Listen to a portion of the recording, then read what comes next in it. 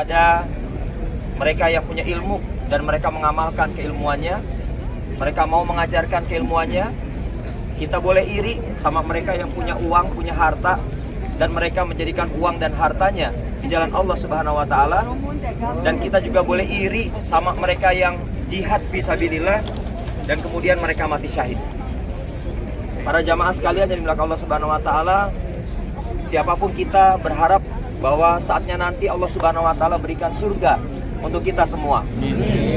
Kehadiran kita di sini bukan hanya sekedar melihat dengan mata kita, tapi kita ingin merasakan atmosfer perjuangan para syuhada, di mana Allah Subhanahu wa taala sangat mencintai orang-orang yang hari ini tidak hanya sekedar berdiam diri di dalam masjid, tapi kemudian Allah sangat mencintai orang-orang yang kemudian setelah mereka melaksanakan zikrullah, perintah Allah untuk kembali ke masjid, dan mereka keluar meninggalkan masjid untuk kemudian mereka mencari rahmat Allah.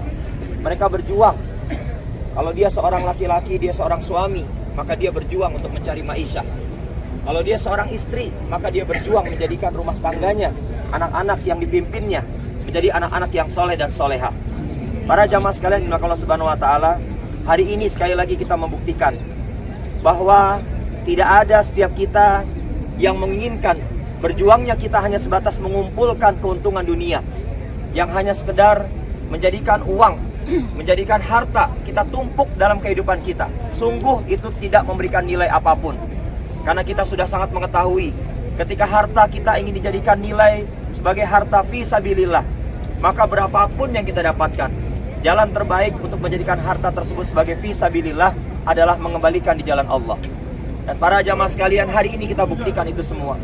Semoga Allah Subhanahu wa taala mencatat kesungguhan kita untuk merefleksikan para syuhada Uhud, para syuhada yang hari ini ada dan terbaring di hadapan kita.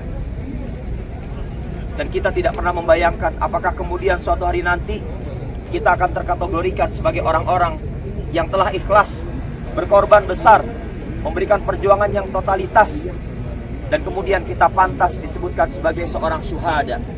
Para jamaah sekalian juga kalau Subhanahu wa taala, alhamdulillah kita sangat bersyukur dipertemukan dan diperjumpakan dengan HNI, sebuah ikhtiar bersama kita, di mana hari ini kaum muslimin juga membutuhkan untuk menegakkan izzah Islam.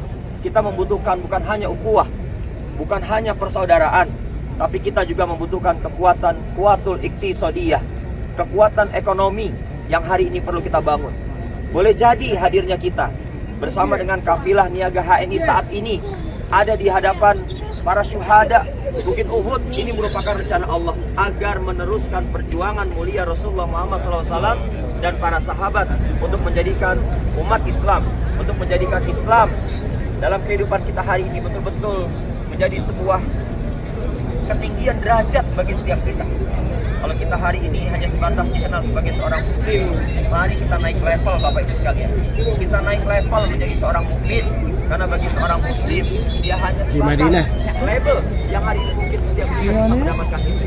Tapi seorang mukmin di mata Allah, dia adalah orang yang mau meningkatkan kualitas ibadahnya, bukan hanya sebatas memenuhi kebutuhan diri sendiri, kebutuhan keluarga, tapi juga kebutuhan umat. Inilah kenapa Allah Subhanahu wa taala memotivasi kepada kita semua untuk menjadi orang-orang yang senantiasa melakukan sabiquna bil khairat, menjadikan orang-orang yang menjadi pelopor dalam kebaikan.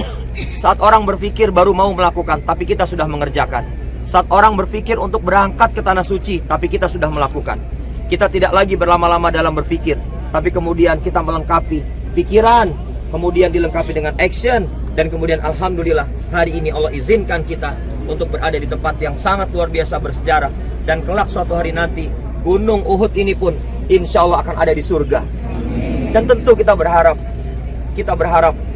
kita pun juga ada di surga. Para jamaah sekalian yang Allah Subhanahu wa taala, mudah-mudahan kebersamaan kita dengan HNI ini bisa dijadikan sebagai sarana ibadah kita dalam hal ekonomi, dalam hal menjadikan umat Islam tidak lemah dalam urusan perniagaan. Dan kita ingin menunjukkan, mudah-mudahan Allah Subhanahu wa taala mencatat perniagaan yang kita jalankan bersama HNI ini merupakan salah satu ikhtiar kita melanjutkan para syuhada Uhud. Mudah-mudahan itu saja yang bisa saya sampaikan. Kurang lebihnya mohon maaf. Walaupun minkum. Assalamualaikum warahmatullahi wabarakatuh.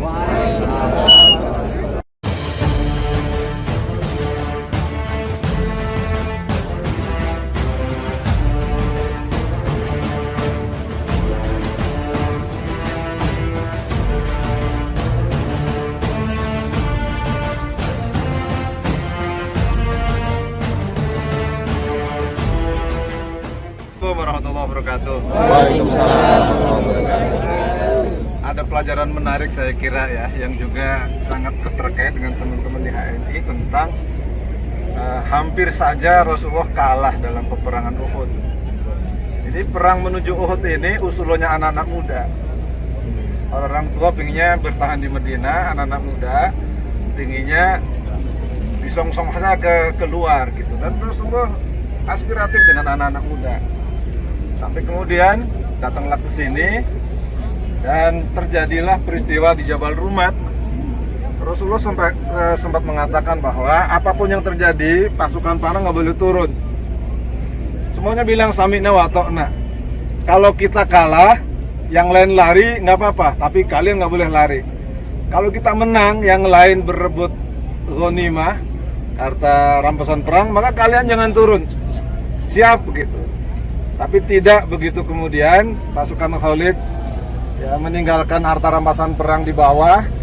Dia tidak lari tapi berputar.